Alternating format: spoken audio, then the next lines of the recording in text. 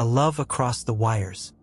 The digital world had always felt like a boundless ocean to Julian, a place where connections could be forged across continents. And then there was Alana, his beacon. Their daily video calls had become the anchor of his evenings, a ritual he wouldn't trade for anything. Tonight, however, the familiar chime of her incoming call sparked an unfamiliar tremor in his chest. A month of subtle inconsistencies had begun to unravel the perfect tapestry he'd woven around her. He clicked to accept, and her face, framed by what he now recognized as a slightly different lighting setup than usual, filled his screen. "Hey you," she said, her voice a little too bright, a little too saccharine. He noticed a new background, a bookshelf overflowing with hardbacks that he didn't recall seeing before. Alana wasn't much of a reader.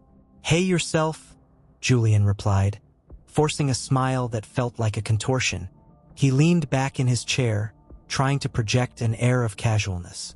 "Long day. So long," she sighed dramatically, a perfectly manicured hand sweeping across her forehead. "Clients, meetings, you know the drill." Her eyes, a striking hazel, darted away from the camera for a split second, a micro-expression he'd only recently started noticing. A flicker of something: nervousness? Evasion. "Yeah, I do," he said, his voice flat. He remembered her mentioning a new client last week, a big one, but the details had been fuzzy, quickly glossed over. He felt a cold knot tighten in his stomach. He told himself it was just the distance, the nature of their online world, but the feeling of unease had been steadily growing, like a shadow lengthening with the approach of dusk. He decided to test the waters. "That new client, the one you mentioned? How's that going?" Alana paused, a beat too long, her smile faltering for a moment before snapping back into place. "Oh, them. Amazing. Just demanding. Lots of late nights. That's why I haven't been able to call as much." Her gaze drifted to the bookshelf again. "Actually, I'm just about to dive into some research for them. Super complex stuff." Julian's heart hammered against his ribs. He'd seen that exact bookshelf, that exact arrangement of books, in a photograph from a design blog he'd stumbled upon yesterday. A blog about staging homes for sale. He swallowed hard. "Really? What kind of research?" he pressed, his voice barely above a whisper. Her eyes met his, and for the first time he saw a flicker of genuine panic. Her pupils dilated slightly, and the carefully constructed composure seemed to waver. "Just industry specifics. Nothing you'd be interested in, honestly. It's really dry." She laughed, a brittle, high-pitched sound that grated on his ears. He took a deep breath, the air suddenly feeling thin and heavy. "Alana," he began, his voice low and steady, "I need to ask you something important." Her face stiffened, the playful light in her eyes extinguished, replaced by a guarded wariness. "What is it, Julian?" Her tone was sharp, defensive. "That apartment you're in," he continued, his gaze sweeping over the background, cataloging the details, the modern art print, the minimalist coffee table, the carefully placed throw pillows. "Is that actually your apartment?" The silence that followed was deafening, stretching between them like a taut wire about to snap. Alana's breath hitched. She looked like a deer caught in headlights, her carefully constructed facade crumbling before his eyes. Her mouth opened, then closed, no words coming out. Julian pressed on, the dam breaking. "And those pictures you've been posting? The ones from your morning runs in Central Park? I saw a friend of mine tag that exact location, same angle, same light, but it was her in the picture. Not you." Her cheeks flushed a deep crimson. She finally found her voice, though it was barely a whisper. "Julian, I can explain." "Can you?" he interrupted, his voice laced with a pain that surprised even himself. "Can you explain why the woman I've been talking to for 6 months, the woman I've fallen in love with, isn't actually you in those photos? Why you're using pictures of someone else, someone I don't even know?" The words tumbled out, each one a shard of glass. Alana's eyes welled up, but he saw no genuine remorse, only fear. "It started small," she pleaded, her voice cracking. "Just a few pictures to enhance my profile, to make it more appealing. I didn't mean for it to go this far, Julian. I swear. He shook his head slowly, a profound sense of betrayal washing over him. The vibrant, confident woman he thought he knew, the one who'd filled his lonely nights with laughter and promise, was a ghost, a carefully curated illusion. The love he'd felt, so real and tangible, now felt like a cruel joke played on his own heart. Appealing? He repeated, his voice cold. You stole someone else's life to appeal to me, Alana. What about the real you? Where is she? The image on his screen began to pixelate, then freeze, her tear-streaked face momentarily distorted into a mosaic of digital squares. Then, with a soft click, the connection severed. The screen went dark, plunging him into a silence far more desolate than before. The boundless ocean of the digital world had just shrunk to a single empty screen, leaving him adrift and heartbroken. Small whispers of doubt. Anya's digital silence, an oppressive weight, had replaced the usual lively ping of her messages, the animated emojis that once punctuated their every exchange. 3 days had passed. 3 days since Liam had received the screenshot, her captured in the background of a bustling London street, a place he knew definitively wasn't the quaint French village she described. He'd even scrutinized the image, verifying the metadata of the original online post. The picture, an innocent travel blog entry, was over 2 years old. He sat at his kitchen table, morning sun striping the worn linoleum, but its warmth failed to dissolve the icy knot in his gut. His lukewarm coffee remained untouched. The previous evening had dissolved into a feverish, almost obsessive, internet dive. It began with that single image, then spiraled to others she'd sent. A charming shot of her balcony, supposedly overlooking the village square. A reverse image search revealed a travel agency's promotional photo for a guest house in Provence. A selfie at a local market, beaming amidst vibrant produce, easily traced to a stock photo site sold for commercial use. Each discovery landed like a fresh, sickening blow, the meticulous sandcastle of his perception crumbling grain by grain. His phone buzzed, Chloe's text vibrating through the quiet. Still no word from your mystery woman? Liam sighed, raking a hand through his hair. He hadn't disclosed the full extent of his suspicions to his sister, merely that Anya had gone quiet. Too mortified, too ashamed. How could he have been so utterly blind? He tapped out a quick reply. Not yet. Maybe she's busy. The lie tasted acrid. The truth was, the deepening silence only fueled his doubts. An innocent explanation would have been delivered with furious indignation. Surely, instead, a vast, echoing void where her presence once resonated. He shoved away from the table, the chairs scrape a harsh sound in the quiet apartment. He needed air, needed to think. His steps carried him towards the small local park, to the ancient oak where he sometimes read. The crisp morning air did little to clarify his thoughts. Each step replayed a memory of Anya, her stories, her laughter with its playful edge, her descriptions of a life so idyllic, so perfectly aligned with his own romantic ideals. Now, those memories were tainted, each a potential fabrication. He pulled out his phone again, scrolling through their old messages, a morbid curiosity guiding his fingers. Months ago, she'd sent a picture of a small, intricately carved wooden bird. A gift from a local artisan, she'd written. Thought you'd appreciate the craftsmanship. He'd adored it, had even planned to find a similar piece for her. Now, a quick Etsy search, using keywords from the image's background, revealed the identical bird, sold by a shop in Budapest. The artisan was real, but not in France. The realization struck him with cold, hard force. It wasn't just a few pictures. It was everything. The quaint French village, the artisan, the charming apartment. All a meticulously crafted illusion, a tapestry woven from stolen images and borrowed narratives. His heart ached, not only from betrayal but from profound foolishness. He had invested so much, dreamed so much into a phantom. The faint whispers of doubt had escalated into a roaring tempest, threatening to drown everything he thought he knew about love, about trust, about himself. He closed his eyes, sunlight pressing hot on his eyelids, wishing he could unsee, unlearn, unfeel. But the truth, once glimpsed, refused to vanish. A familiar breakfast. The rich, dark essence of brewing coffee, a potent signal, was the first thing to rouse Leo, quickly followed by the delicate hiss of frying bacon. Once, this aroma had woven itself into the fabric of comfort, of leisurely Sunday mornings of Sarah. Now it was merely the scent of breakfast. He wrestled himself from bed, the cotton sheets offering little warmth. The apartment, a space once brimming with the comforting chaos of shared lives and unspoken understandings, now echoed with a vast, unsettling emptiness, each object a stark echo of a fractured existence. Liam was already a whirlwind of controlled chaos in the kitchen. Ever the early riser, he expertly flipped pancakes, his brow furrowed in quiet concentration.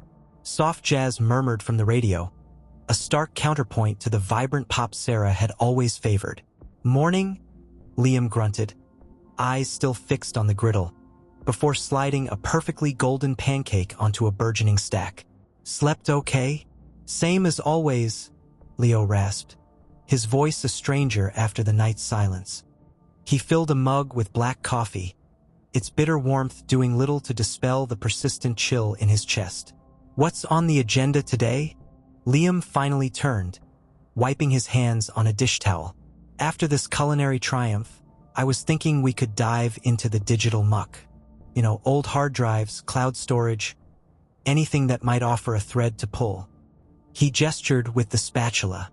"Unless you'd prefer to continue your profound philosophical contemplation." Leo winced. "I'm not wallowing, right? Just existing in a state of deeply considered introspection." Liam's tone was dry, yet laced with an undeniable undercurrent of concern. "Look, I know this is a gut punch, but we need to unravel it. The sooner, the better." He placed a plate laden with pancakes, bacon, and scrambled eggs before Leo, a generous spread, almost overwhelming. Leo idly prodded his food, the once comforting flavors now flat and uninspired. "What exactly are we hunting for, Liam?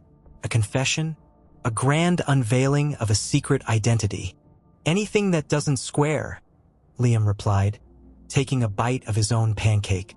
"Photos, dates, locations, any ripple in the narrative that points us in a direction. We've already confirmed the social media images were pilfered. But why? Who is she, really?" The unanswered question hung heavy, a leaden weight in the air. Leo's mind drifted to the weeks he'd spent sifting through Sarah's old posts, the initial shock curdling into a sickening certainty. The sun-drenched beach trips, the rugged mountain treks, the cozy fireside evenings, all meticulously crafted, all elaborate fictions. He recalled one particular photo. Sarah, hair tousled by the wind, laughing against a backdrop of craggy cliffs. The original, he'd discovered, belonged to a New Zealand travel blogger, posted months before Sarah had purportedly visited. Each revelation had felt like a fresh wound. "It's the sheer audacity of it," Leo muttered, pushing a piece of bacon across his plate. "To fabricate an entire existence, an entire persona, from thin air and borrowed imagery. What kind of person does that?" Liam leaned back, a serious mien settling over him.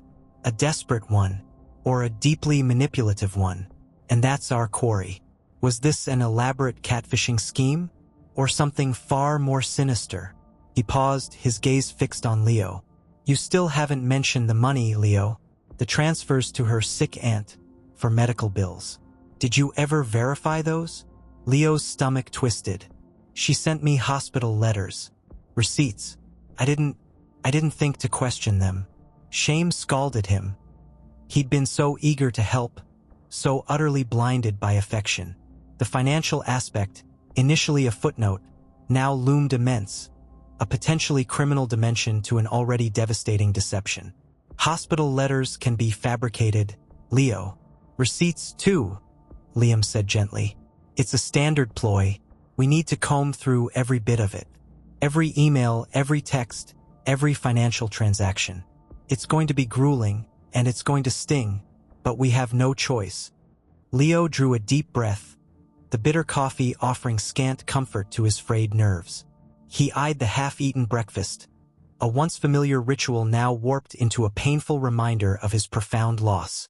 "All right," he said, pushing his plate away. "Let's do it. Let's uncover who she truly is." The first cracks appear.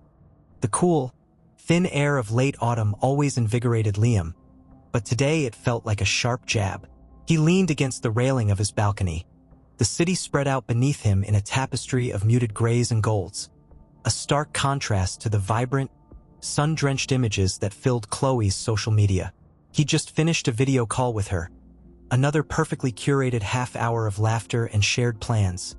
Yet a gnawing unease had settled in his gut like a cold stone. It had started subtly, a barely perceptible flicker of incongruity. A photo Chloe had posted yesterday, a candid shot of her enjoying a coffee at what looked like a bustling outdoor cafe, had snagged his attention. The specific pattern of the wrought iron chairs, the unique graffiti on the distant wall, they looked uncannily familiar. He'd seen them before somewhere. He'd dismissed it then, a trick of memory perhaps. But the image had lingered. Today, during their call, she'd been talking about a new art exhibit she'd visited, gushing about a particular abstract piece. Her description was vivid, almost poetic, but as she spoke, Liam's gaze had drifted to a framed print on her wall in the background of her video feed. It was a well-known print, a classic landscape from a famous artist, completely at odds with the modern abstract she was enthusing about. He'd nearly interrupted her, the question forming on his lips, but he'd bitten it back. Just a preference for diverse art, he'd told himself, or maybe it's not even her print. Later that evening, the disquiet refused to abate. He pulled out his laptop, a restless energy thrumming through him. He found the cafe photo again, zooming in, scrutinizing every detail. Then, on a whim, he opened a separate browser window and typed in the name of a local cafe he remembered visiting years ago, a quirky spot near his old university campus. He clicked through the image results, and there it was, the exact wrought iron chairs, the distinctive graffiti, the very angle of the shot, all belonging to a cafe nearly 2,000 miles away from Chloe's supposed location. A jolt of icy disbelief shot through him. He stared at the two images side by side, his breath catching in his throat. Couldn't be a coincidence. The identical details were too precise. He felt a cold dread begin to seep into his bones, a sense of betrayal sharp and sudden. He tried to rationalize it. Maybe she'd visited on a trip, but she'd captioned it, "My favorite local spot for a morning pick-me-up." He clicked on Chloe's profile again, scrolling back through her meticulously curated feed.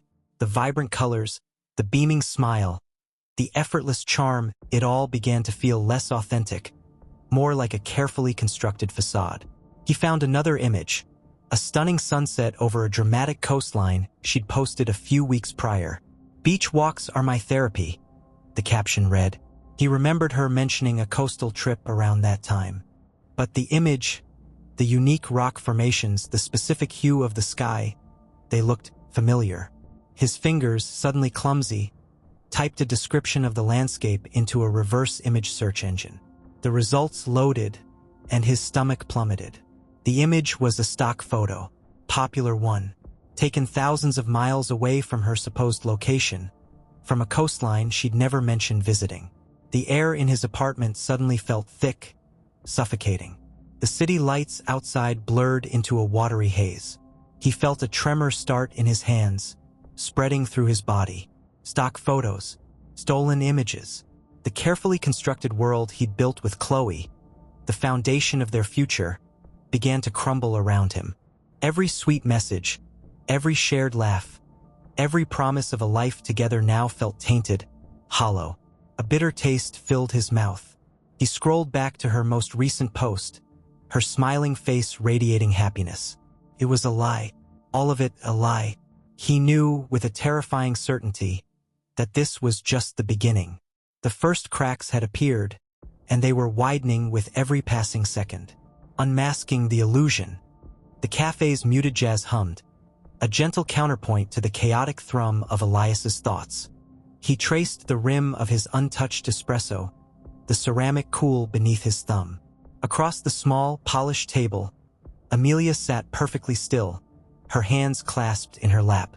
The vibrant blue of her dress, a shade he'd always associated with her online persona, now seemed almost theatrical.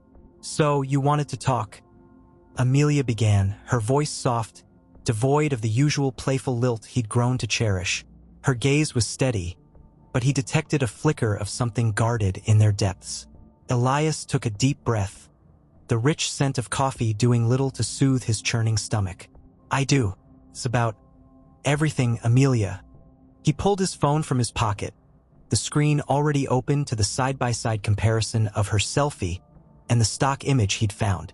The harsh blue light illuminated the stark reality of the deception. He slid it across the table. Amelia's eyes widened almost imperceptibly as she saw the image. A faint blush crept up her neck, staining her cheeks. She didn't reach for the phone, didn't argue. Her silence was more damning than any confession. The illusion, so carefully constructed, was crumbling before his eyes. "I loved that woman," Elias said, his voice raw, struggling to remain even. "The woman in those pictures, the one who wrote those eloquent posts, who shared those deeply personal stories. I fell for her, Amelia, hard." He paused, letting the weight of his admission hang in the air. "But that wasn't you, was it?" "None of it was."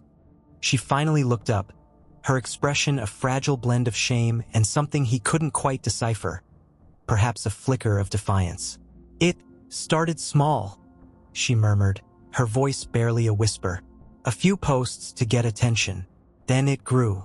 I just wanted to be seen, to be loved." Elias felt a cold knot tighten in his chest. Loved for what, Amelia? A carefully curated fantasy? A lie? He remembered the countless late-night calls, the heartfelt emails, the way she described her childhood home with such vivid detail, only for him to discover those very words lifted from an obscure blog. The betrayal stung with a bitter intensity. "I know it was wrong," she said, her voice gaining a little strength. "I never meant to hurt you, Elias. You were different.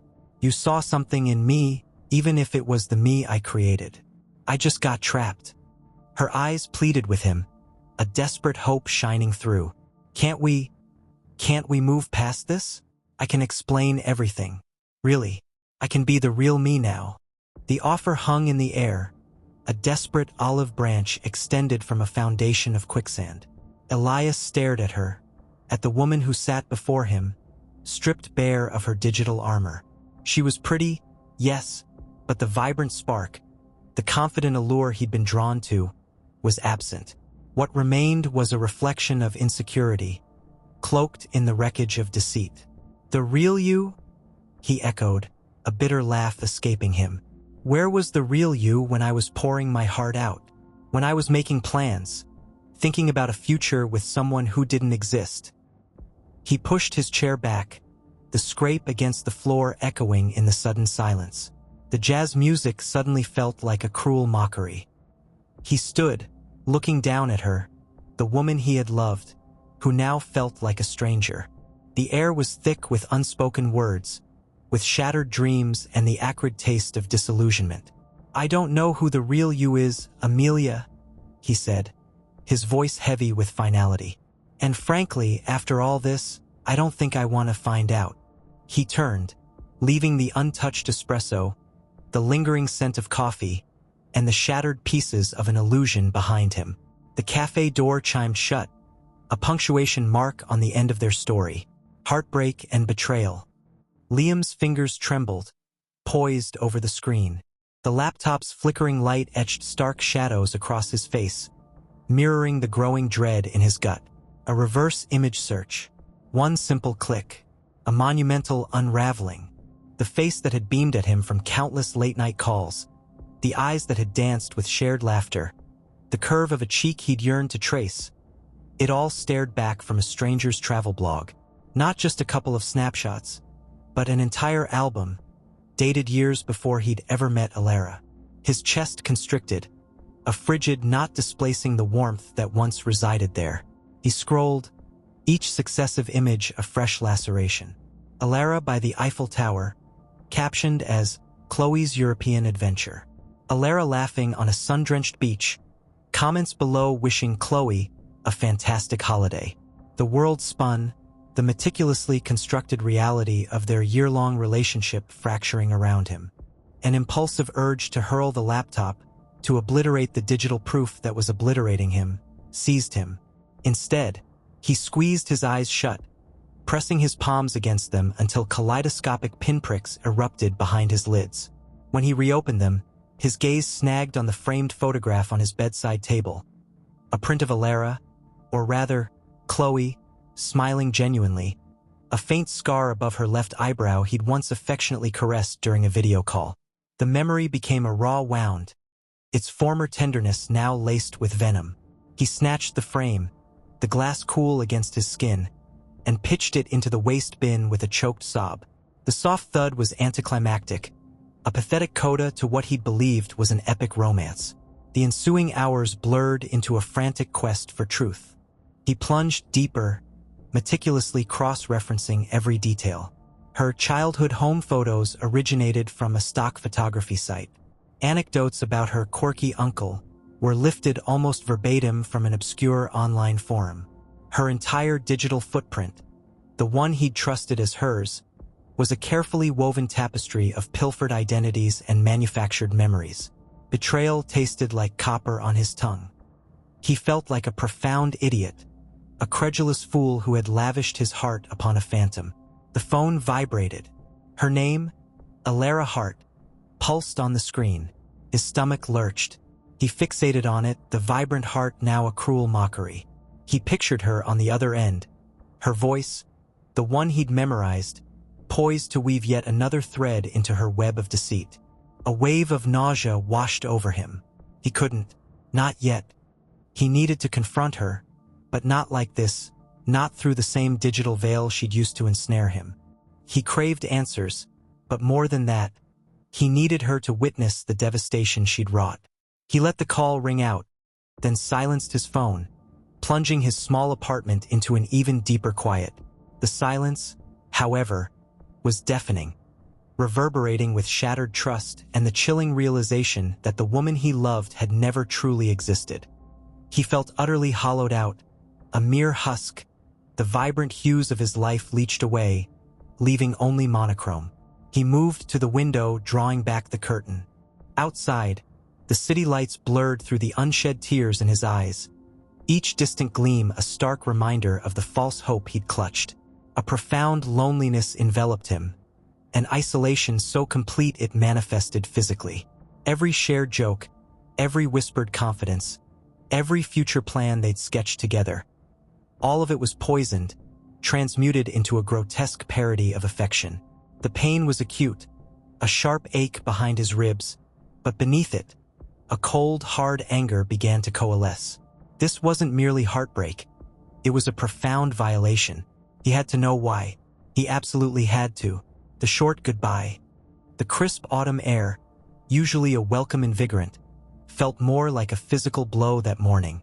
Liam stood on the deserted platform, the chill invading his jacket as the digital clock relentlessly advanced. His phone, a leaden weight, displayed Chloe's picture, her face tilted in that familiar, endearing way.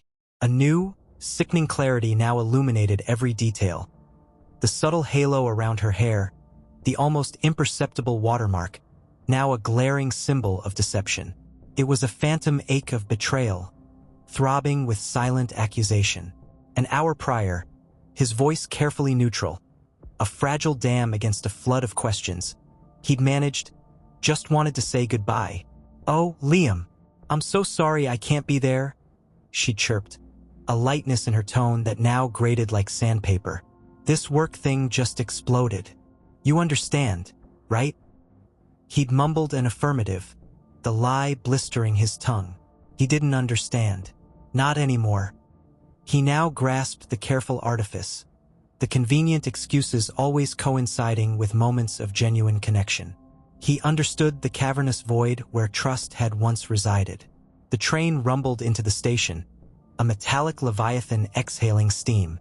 Liam clutched his small duffel, its meager weight a stark contrast to the immensity of his internal burden.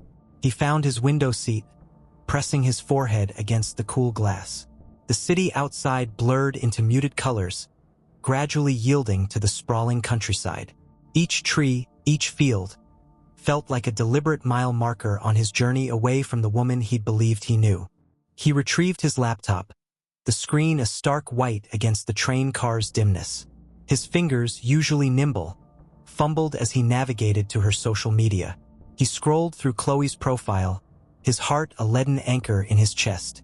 Now, he saw the subtle inconsistencies everywhere. The way the light fell on her face in one picture didn't quite align with the purported setting. The slightly askew angle of a selfie suggested another's hand. And then, there it was, a photo of her at a beachside cafe, laughing, sunlight catching her hair.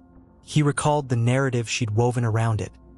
A spontaneous trip, a moment of unadulterated joy. With a deep, shuddering breath, he initiated a reverse image search. The results cascaded onto the screen, a chilling tapestry of truth. The beach cafe photo was from a travel blog, dated 3 years prior.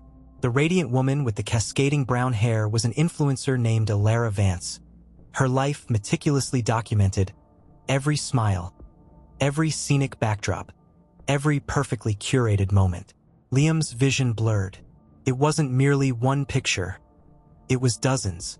Her sister's wedding was a stock photo. Her new apartment was a real estate listing. The air in the train car thickened, stifling. A tremor began in his hands, spreading through his arms, his chest. The betrayal was a physical ache, sharp and relentless. He thought of their late-night calls, the shared dreams, the intimate confessions whispered across miles. All of it a meticulously staged performance.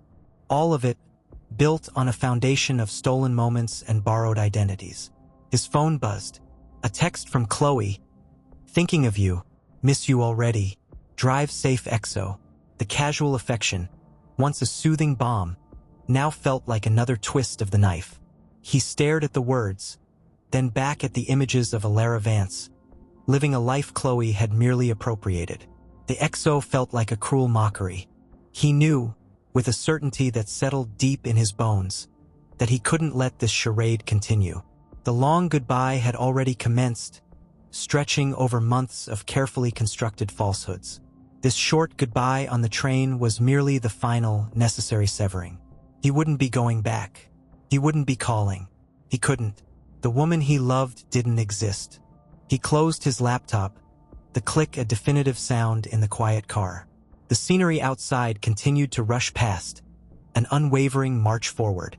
He stared out, a blank canvas of sky and fields reflecting his own emptiness. He had to figure out what to do next, how to rebuild from this wreckage. But for now, he just needed to breathe, to simply exist in the raw space of truth, no matter how painful. The train sped on, carrying him further and further away from a ghost, erasing a dream. Amelia's digital silence bore down on Lucas, a suffocating weight. His fingers, trembling, hovered over the keyboard, a phantom ache in his chest mirroring the throb behind his eyes. An hour had dissolved into the blank screen, the cursor's relentless blink and accusing eye. He craved answers, yet knew the truth was a more elusive, more brutal adversary than he'd ever conceived. The true Amelia, the woman from the pilfered photographs, was seared into his memory, a jarring counterpoint to the idealized persona he'd cherished. He clicked open the desktop folder, simply titled Amelia's World. Each image was a fresh blow. Her crinkling laugh lines, the faint dusting of freckles on her nose, the way sunlight illuminated her hair, all of it a fabrication. He'd meticulously memorized these details, constructing a mental edifice around a woman he believed he knew. Now, they were mere fragments of a stranger's existence, stolen and refashioned. A wave of nausea surged as he scrolled, a primal urge to obliterate them all warring with a morbid curiosity, a need to plumb the full depths of her deceit. His gaze snagged on a cafe scene. Amelia, a steaming mug cupped in her hands, a pensive expression etched on her face. He recalled the narrative she'd woven around that day, A tranquil afternoon devoted to sketching, contemplating her next artistic endeavor. The memory now tasted like ash. His stiff fingers pecked out a message. "Amelia, we need to talk." "I know." He offered no specifics, hoping to elicit a reaction, a slim shred of explanation. The click of send echoed in the apartment's oppressive quiet. A reply materialized almost instantly. About what? A cold dread seeped into Lucas. No panic, no denial, just a casual dismissal. It was a calculated, unnervingly calm response. He inhaled deeply, the aroma of stale coffee clinging to the air, and typed again. The photos, all of them. A longer pause followed. The silence stretched, each second an eternity. He pictured her on the other side, her expression unreadable, her thoughts a blur. Then, a new message. "I don't know what you're talking about, Lucas." A brazen lie, a desperate clutch at a crumbling facade. The sheer audacity, after his discoveries, sent a chill through him. "Don't insult my intelligence, Amelia," he typed, his voice flat in the empty room. "I found the original sources, the real person. Her name is Sarah. You stole her life." Her response was immediate, a sharp, unexpected venom. "And what makes you think I care about your pathetic little detective work? You want to believe some random internet girl? Fine. You were never worth the effort anyway." Lucas stared, the words searing his vision. Never worth the effort? The dream, the future he'd painstakingly constructed with her, splintered into 1,000 shards. A white-hot anger finally pierced the numbness. He yearned to shatter the monitor, to expunge every trace of her. But he wouldn't grant her that satisfaction. He began deleting. First, the images in Amelia's world. Each click was a small victory, a reclaiming of his own narrative. Then their chat history, thousands of messages, hours of shared laughter and intimate disclosures, vanished into the digital ether. He unsubscribed from her social media, blocked her number, purged her from every corner of his online existence. The process was agonizing, each deletion a deliberate severing of a thread woven deep into the fabric of his life. When he finished, the screen was blank, the folders empty. The digital silence no longer pulsed with anticipation, but with the quiet hum of a life beginning anew. He closed his laptop, the click a definitive finality. The dream was gone, erased. A gaping void remained where a future had been, yet also a strange, liberating sense of freedom. He was no longer living a lie. A real future begins. The stale tang of coffee and disinfectant still clung to Liam as he emerged from the precinct. The afternoon sun a brutal spotlight after the fluorescent drone within. His phone buzzed. "Maya, did you hear anything?" He thumbed a curt later and pocketed it, the last hour a lead anchor in his gut. Sergeant Miller, surprisingly gentle for a grizzled veteran, had laid it out. "The evidence is damning, Mr. Hayes.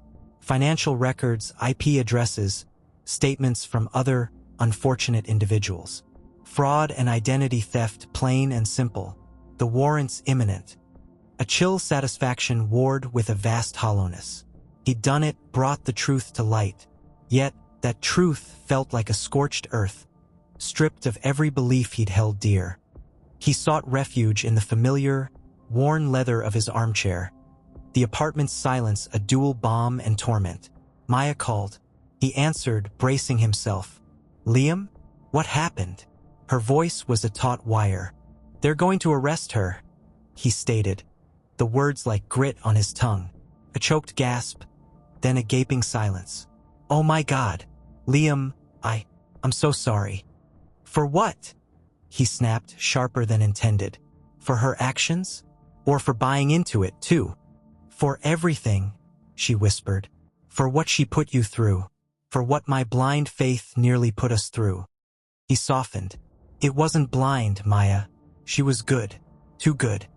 They talked for a long time, their conversation a careful navigation through the wreckage of his shattered illusions. She didn't try to mend anything, simply listened, offering quiet affirmations that felt like a lifeline in the dark. It was the first time in weeks he'd felt truly understood. like someone else registered the seismic shift that had occurred beneath his feet.